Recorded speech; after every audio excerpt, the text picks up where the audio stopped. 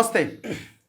మనం మాట్లాడబోయే ఈ వ్యక్తి గురించి గతంలో చాలాసార్లు ప్రభుత్వం దృష్టికి తీసుకొచ్చే ప్రయత్నం చేసినాం. తను చేసిన అక్రమాలు, అరాచకాలు, అర్హత లేని పోస్టులో ఉండి అక్కడున్న ఉద్యోగులను వేధిస్తున్న క్రమం, లక్షలాది సిమ్ములు కొనుగోలు చేసి ఫోన్లు ట్యాప్ చేసిన వైనం, పెద్ద ఎత్తున సిఎస్ఆర్ ఫండ్స్ని దుర్వినియోగం చేసిన పరిస్థితి, ఇవన్నీ కూడా గతంలో కొన్ని పదుల ఎపిసోడ్స్లో చేయడం జరిగింది. ఆ వ్యక్తి స్త్రీనిధి అనే ఒక సంస్థకి ఎండీగా ఉన్న విద్యాసాగర్ రెడ్డి అనే వ్యక్తి గురించి. సో పాత గవర్నమెంట్లో ఆ గవర్నమెంట్ సహకారం అందించింది, పనిచేసింది అంటే ఒక భాగం. గవర్నమెంట్ మారిన తర్వాత కూడా ఈక్వేషన్లో మార్పు లేదు. ఇప్పుడు ఇది ఎవరి శాఖ కిందికి వస్తుందంటే పంచాయతీరాజ్ శాఖ, సీతక్కకు సంబంధించిన శాఖ గురించి. ఏది మన పంచాయతీరాజ్ రూరల్ డెవలప్మెంట్ కిందికి వస్తుంది. ఎవరిది? ఇది సీతక్క గారే ఆ శాఖను నిర్వహిస్తున్నారు. సరే, మరి ఆమె ఏం చేయలేకపోతున్నారా? ఎందుకంటే ఆయన పేరేమో విద్యాసాగర్ రెడ్డి, ఆయన వెనకాల వేం నరేందర్ రెడ్డి ఉన్నాడు, ఆయన పైన రేవంత్ రెడ్డి ఉన్నాడు. మళ్ళీ దట్టు ఈ విద్యాసాగర్ రెడ్డికి సంబంధించిన తమ్ముడు చంద్రశేఖర్ రెడ్డి గతంలో ముఖ్యమంత్రి రేవంత్ రెడ్డి పేషీలో ఉన్నాడు, ఇప్పుడు ఆర్టీఐ కమిషనర్ అయ్యిండు. మరి వీళ్ళందరూ కలిసి ఉన్నారు కాబట్టి సీతక్క ఏం చేయలేకపోతున్నదా? అసలు జరుగుతున్నది ఏంది? ఉద్యోగులను ఏ రకంగా వేధిస్తున్నాడు? మళ్ళీ కొంతమంది ఉద్యోగులని ఉసిగొల్పి మన తొలి వెలుగు ఆఫీస్ మీద దాడికి కూడా కొంత ప్రయత్నం చేసిండు, చెంచాలని కొంతమందిని తయారు చేసి. అసలు విషయం ఏంటంటే ఈ అరాచకాలు చేసిన పనులు ఒక భాగం. ఈ పోస్ట్కి ఆయనకి అర్హత ఉన్నదా అన్నది ఫస్ట్ పాయింట్ మనం ఆలోచించాల్సింది. ఒక కాన్స్టిట్యున్సీకి 10 కోట్లు ఇచ్చిన తర్వాత ఆయనకు రినివల్ జీవో వచ్చింది. ఆ రినివల్ జీవో కూడా లాస్ట్ మన ఇప్పుడు వచ్చిన గవర్నమెంట్ ఏంటంటే ఆ సంబంధిత ఉన్న జీవో అది without approval of competitive authority government కేర్ఫుల్గా ఎగ్జామ్ చేసి అది అప్రూవల్ ఇవ్వలేదని చెప్పింది. అంటే అది కూడా 2019 నుంచి ఇప్పటి మొన్న 2024 వరకు కూడా ఆయనకు జీవో లేదు.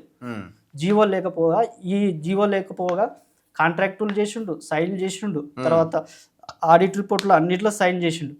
తర్వాత ఎంప్లాయీస్ 421 మంది రిజైన్ చేసేటట్టు ఈయన ప్రోత్సహించిండు. ఎంత కాలంలో వాళ్ళంతా రిజైన్ చేసి 421 మంది? 2022 నుంచి ఓన్లీ 2 years కాలం, 2 సంవత్సరాల కాలం, 22 నుంచి 24 స్టిల్ ఇప్పటికీ పోతూనే ఉన్నారు ఒక్క తర్వాత ఒకరు.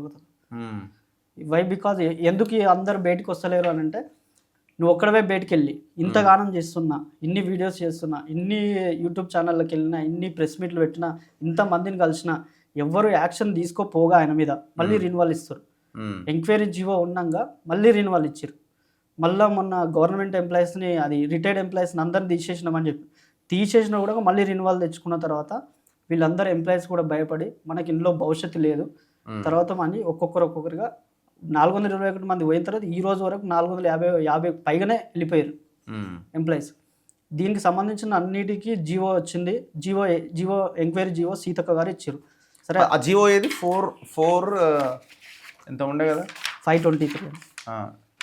సో ఇప్పుడున్న పంచాయతీరాజ్ రూరల్ డెవలప్మెంట్ మినిస్టర్ ఎవరైతే సీతక్క ఉన్నారో తన మీద డిపార్ట్మెంటల్ ఎంక్వైరీకి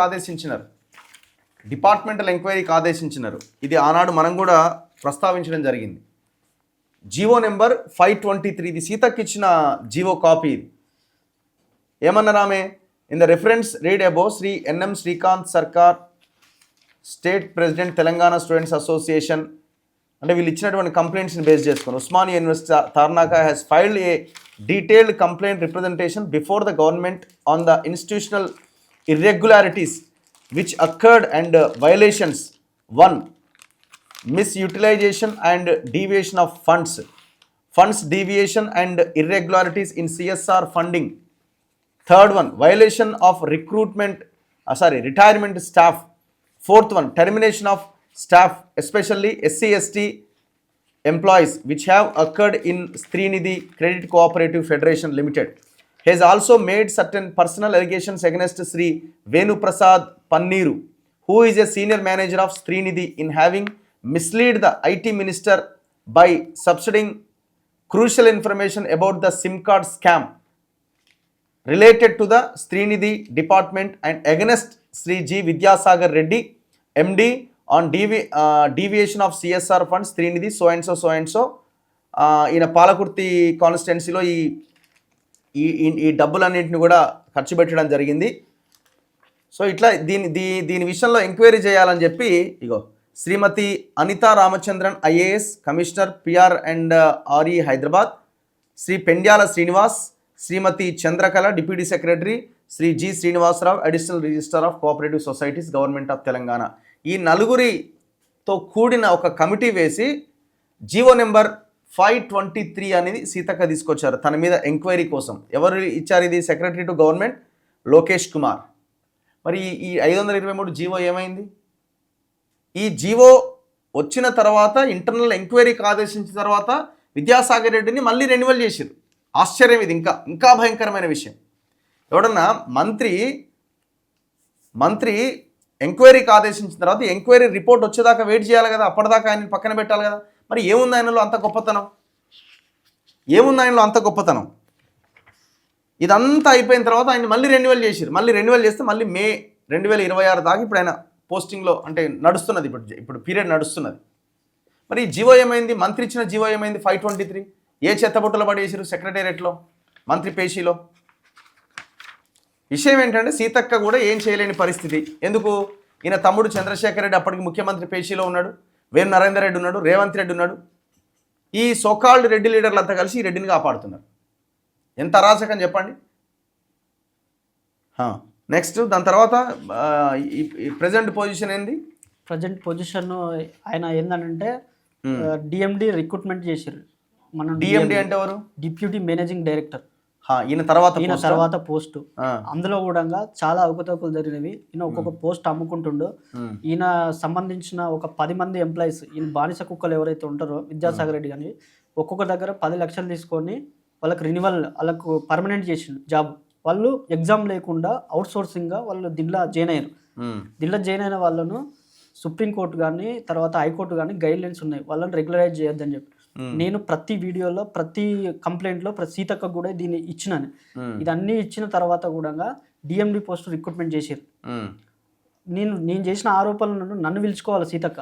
నాకు అపాయింట్మెంట్ ఇయ్యదు, నన్ను కలవదు, నన్ను చూస్తేనే ఒక రకంగా ఫేస్ పెడుతుంది. మరి అక్కకు ఏమన్నా నా మీద పర్సనల్గా ఉంటే అది తర్వాత చూసుకోమంట. కానీ ఇది ఎంప్లాయీస్ సంబంధించింది, ఇది 60 లక్షల మందికి మహిళలకు సంబంధించిన విషయం. అయితే ఈ డిఎండి పోస్ట్ రిక్రూట్మెంట్ చేసిరు, వాళ్ళ పంతానికి పోయి రిక్రూట్మెంట్ చేసిన తర్వాత కూడా ఆయన జాయిన్ అయ్యి కూడా 20 days అవుతుంది. జాయిన్ అయిన తర్వాత కూడా ఈయన మళ్ళీ విద్యాసాగర్ రెడ్డిని ఎందుకు కొనసాగిస్తారు? అదొక పాయింట్. మళ్ళీ ఈయన ఏం చెప్తున్నా అంటే నాకు మేళ అయిపోతుంది, నేను పోతాను అనుకున్నారు, నేను పోయేటోన్నా అంటే మీ సంగతి అంతా చెప్పి పోతా, నా మీద వచ్చేవన్నీ నిరాధమైన ఆరోపణలు, ఇవన్నీ యూట్యూబ్లో అవన్నీ వచ్చే సోషల్ మీడియాలో కాదు, నిరాధమైన ఆరోపణలు అయితే ఈ ఎంక్వైరీ ఎందుకు ఇచ్చింది గవర్నమెంట్ వేసింది? ఆ ఎంక్వైరీ రిపోర్ట్ ఏమైంది? మనం అడుగుతుంది ఇదే. ఇన్ని అలిగేషన్లు వచ్చినవి, రీపేమెంట్ చక్కగా లేదు.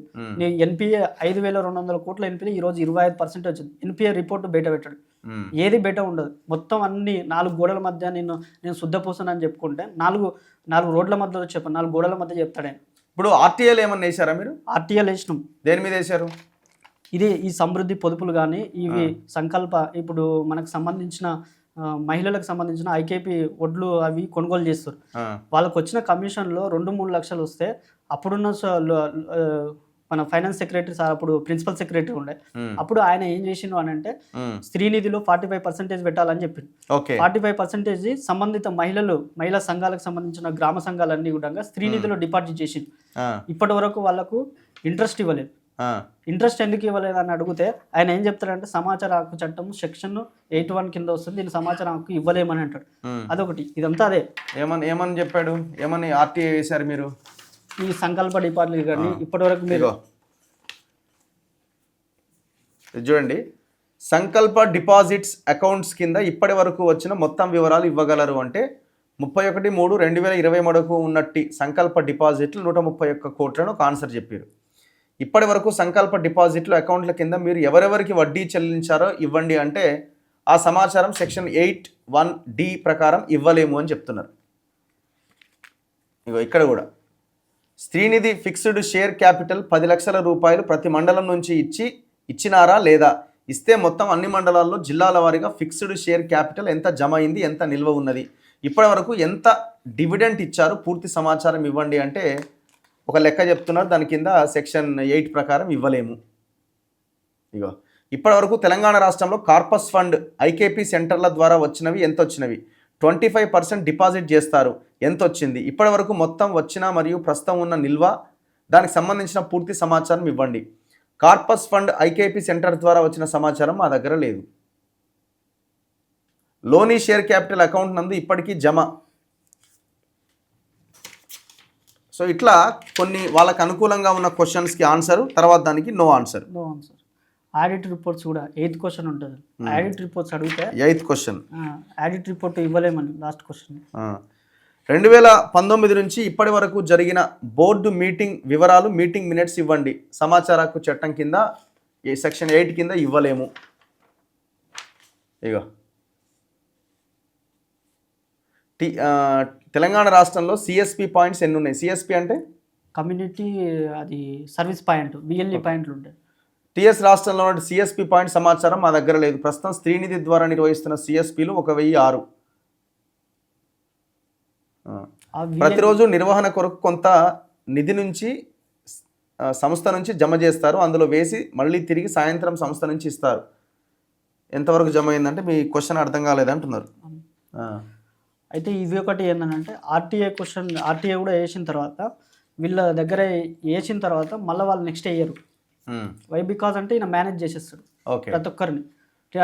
అట్లా ఎంతో మందిని కలిసిన ఈ రాష్ట్రంలో, తెలంగాణ బీసీ సంఘాలను కలిసిన, అందరిని కలిసిన, బీసీ ఎస్సీ ఎస్టీ సంఘాలు, ఆఖరికి మందకృష్ణ మాదిని కూడా కలిసిన. ఈ దళిత మహిళలను లైంగికంగా వేధించిండు. ఎవరు? విద్యాసాగర్ రెడ్డి, వీళ్ళని వెంకటరెడ్డి అని ఒకడు ఉంటాడు. వాడు హెడ్ ఆఫీస్ లో ఒక మహిళను, ఒక ఎంప్లాయీని, ఆమె వాష్రూమ్ కు లాకేసుకోవడం, ఈమె ఆంధ్ర ఎంప్లాయీని పెట్టుకొని ఆమె ద్వారా నడిపియడము, ఆమె వర్క్ బర్డెన్ ఒక్కదానికి వేయడం మూలంగా ఆమె ప్రతిరోజు ఆఫీస్కి వచ్చి వర్క్ చేసేది. వీళ్ళేమో చక్కగా ఏసీలో కూర్చొని వాట్సాప్లో ఇంత మెసేజ్ పెట్టినందుకు ఒక్కొక్కరికి 2 లక్షల జీతము, దీనికి విద్యాసాగర్ రెడ్డి గారికి 4 లక్షల జీతం పోగా మళ్ళీ ఇవన్నీ స్కామ్లు. వాళ్ళు 2 కాళ్ళు, మళ్ళీ వాళ్ళ ఇంట్లో వాళ్ళు కాళ్ళు వాడుకుంటారు, అన్ని వాడుకుంటారు. ఇంతవరకు నో యాక్షన్. దీనికి సంబంధించి అన్ని ప్రజా సంఘాలను కలిసిన, ఎవరు యాక్షన్ తీసుకోవాలి. నాతో పాటు ఉన్న వాళ్ళని కొనడం స్టార్ట్ చేసిండు విద్యాసాగర్. ఇప్పుడు నేను ఒక్కనే మిగిలిన. ఈ జివో 523 ఎంక్వైరీ తీసుకొచ్చిన వాళ్ళు మేమే తీసుకొచ్చినాం అన్నారు. మరి 1 year అవుతుంది, ఈ ఎంక్వైరీని ఎందుకు ఇంప్లిమెంట్ చేయలేకపోతారు వాళ్ళు? అసలు ఎంక్వైరీ రిపోర్ట్ ఏంది? ఎంక్వైరీ రిపోర్ట్ ఏమైనా వచ్చిందా? ఏ రిపోర్ట్ ఇంటర్నల్ ఎంక్వైరీ చేయలేదు, ఏం చేయలేదు. సీతక్క తెలిసిన వాళ్ళ గురించి మాట్లాడితే వాళ్ళతో ఫోన్ చేపిస్తే మేము ఇంటర్నల్ ఎంక్వైరీ చేస్తున్నాం. దొంగను పెట్టి ఇంటర్నల్ ఎంక్వైరీ ఎట్లా చేస్తారు? వాళ్ళని తీసేసి ఇంటర్నల్ ఎంక్వైరీగా పబ్లిక్ డొమైన్లో ఇవి ప్రజల సొమ్ము, ఇవి మహిళల సొమ్ము, మహిళలు కోటీశ్వరులు చేస్తామని ప్రగల్భాలు వలుకుతున్న సీతక్క గారు మళ్ళీ ఈ 60 లక్షల మహిళలకు సంబంధించిన సొమ్ము ఎవరి బాధ్యత? ఒక మహిళా మంత్రి అయ్యుండి మీరు మహిళల ఎంప్లాయీస్కి వివక్ష జరిగితే పట్టించుకోరు. ఇప్పుడు సీతక్క గారు ఏం చేయాలి? అపోజిషన్ పార్టీలు ఏం చేస్తున్నాయి? ఎవరు కూడా మాట్లాడారు? అపోజిషన్ పార్టీకి రీసెంట్ గా నేను కలిస్తే వాళ్ళు ఏం చెప్పారు? క్లియర్ గా చెప్పారు వాళ్ళు, ఇది మా గవర్నమెంట్ లోనే జరిగింది, మేము మాట్లాడలేము అని వాళ్ళు క్లియర్ గా చెప్తారు. ఇక బీజేపీ వాళ్ళని కూడా కలిసిన, బీజేపీ వాళ్ళని కలిస్తే తర్వాత కలుద్దాం, ఇప్పుడు కలుద్దాం, అప్పుడు కలుద్దాం అని చెప్తారు. ఈ ప్రజా సంఘాలను కలిసిన తీర్మానం మల్లన్న గారి కలిసిన ఆఫీస్కి వచ్చిండు మల్లన్న గారు. ఆఫీస్కి వచ్చి ఆయన గట్టిగానే మాట్లాడాడు. మేము అన్ని వర్షన్ అన్ని విన్నాడు. సో వీడు ఫాల్తూ, వీడు వేస్ట్ కాడు అని చెప్పేసి ఒక ఫైనలైజ్కి వచ్చిండు మల్లన్న గారు. వచ్చి నేనేం చెప్పినా, సరే మేమందరము, నాతో పాటు వచ్చిన వాళ్ళందరూ మేము దొంగలము, మేము అవలగాలం, బయట తిరుగుతాము, మేము ఇన్స్టిట్యూషన్ బ్లేమ్ చేస్తున్నాం అని అనుకుందాం. సరే ఎంప్లాయీస్ అందరితో మీటింగ్ పెట్టామని చెప్పిన. ఎంప్లాయీస్ ఎందుకు, వీళ్ళు ఎంప్లాయీస్ కాదా అంటారు. వీళ్ళని బానిస కుక్కలకు ఒక్కొక్కరికి 2 లక్షలు 3 లక్షలు, 2-3 ఆడోళ్ళు ఉంటారు, వాళ్ళకి ఇస్తాడు.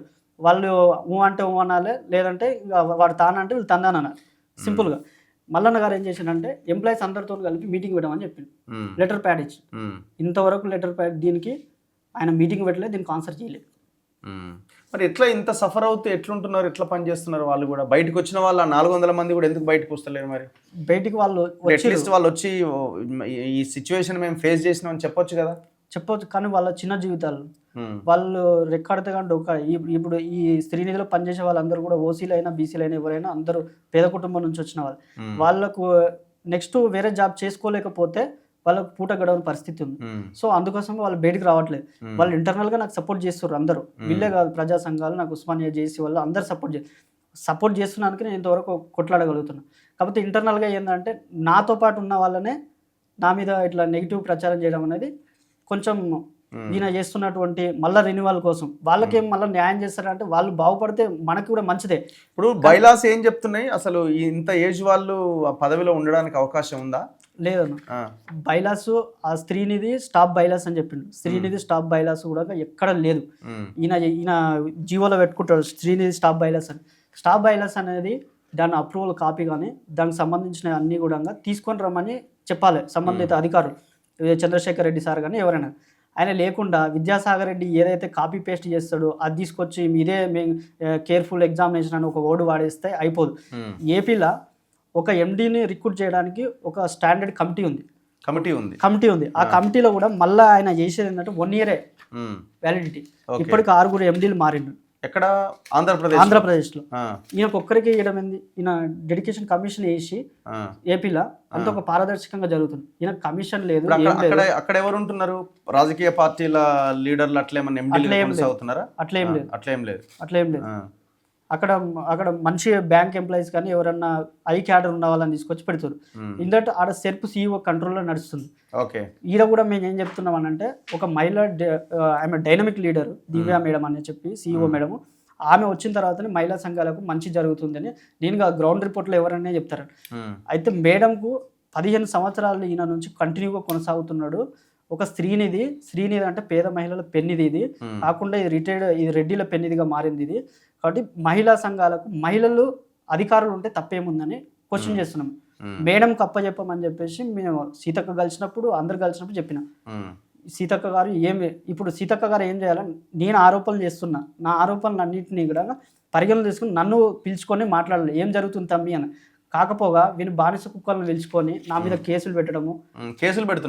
కేసులు ఇగో ఈ రకంగా పిలుచుకొని ఇట్లా సీతక్క పిలుచుకొని వాళ్ళతో మాట్లాడు. ఎవరు? వాళ్ళతోనే విద్యాసాగర్ చెంచాలతో. వీని చెంచాలు ఎవరు అని అంటే ఏ ఫీల్డ్లో సరిగా ఫీల్డ్ కోనోళ్ళు, తర్వాత మహిళల పట్ల అసభ్యంగా ప్రవర్తించిన వాళ్ళు, పోలీస్ స్టేషన్లో కేసులు ఉన్నోళ్ళు, తర్వాత మద్యం దుకాణాలు నడిపేటోళ్ళు. మహిళా సాధికారత అంటే మధ్యరహితంగా చేయాలి. బెల్ట్ షాపులు కానీ వైన్ షాపులు కూడా నడిపిస్తే ఈ విద్యాసాగర్ రెడ్డి కానీ నెల మామూలు పంపుతారు.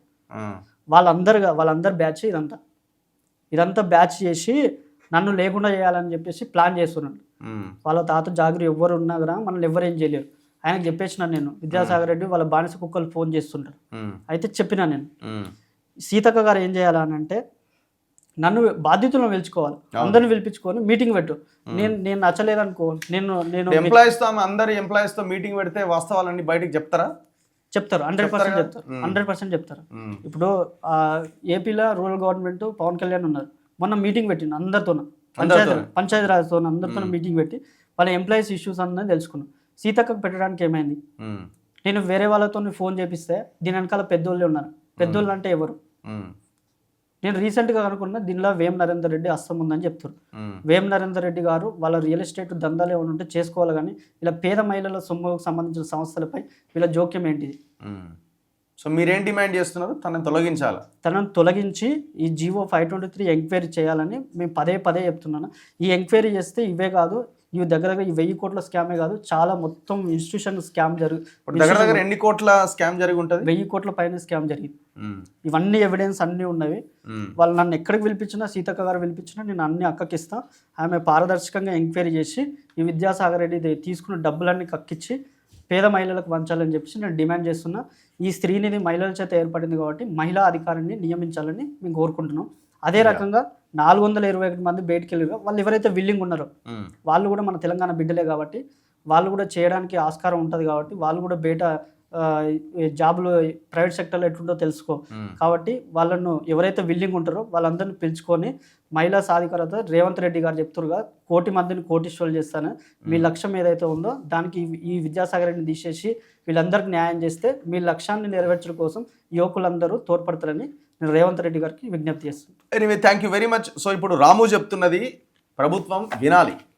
2009లో రిటైర్ అయ్యి 2011 నుంచి 2025 దాకా ఒక డిపార్ట్మెంట్లో ఒకటే పదవిలో పనిచేస్తున్నంటే ఇంతకంటే సిగ్గుమాలిన వ్యవహారం ఉందా?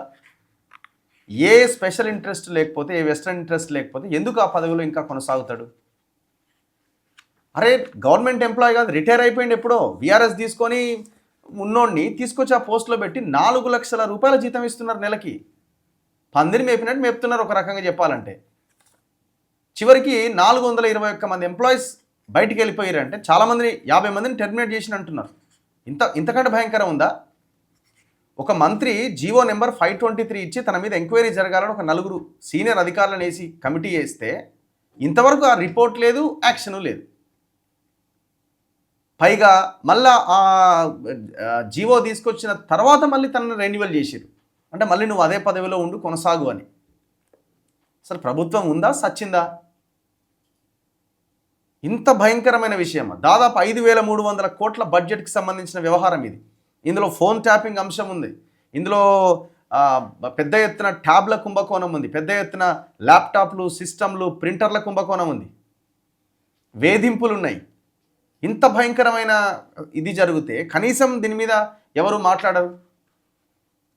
సో తక్షణం గవర్నమెంట్ యాక్షన్ తీసుకోవాలి. ఈ ఒక్క ఇంటర్వ్యూతో ఇప్పుడు స్టార్ట్ అయింది. ఖచ్చితంగా భవిష్యత్తులో మరింత పోరాటం మరింత బలంగా ఉంటుంది. తన మీద ఆ జీవో నెంబర్ 523 ఆ ఎంక్వైరీ జరగాలి. ఫస్ట్ టెర్మినేట్ చేయాలి ఆ పదవి నుంచి. వేరే ఒక మహిళకి, ఎందుకంటే అందరూ పేద మహిళలు, పేద సంఘాలు, మహిళలకు సంబంధించిన వ్యవహారం కాబట్టి ఒక మహిళా అధికారిని అక్కడ పెట్టాలి. ఐఏఎస్ స్థాయి క్యాడర్ ఉన్న అధికారిని అక్కడ పెడితే ఏమన్నా కొంత మెరుగైన ఫలితాలు సాధించడానికి అవకాశం ఉంటుంది. చూద్దాం ఏం జరుగుద్ది అన్నది. చూస్తూనే ఉండండి మన తొలి వెలుగు.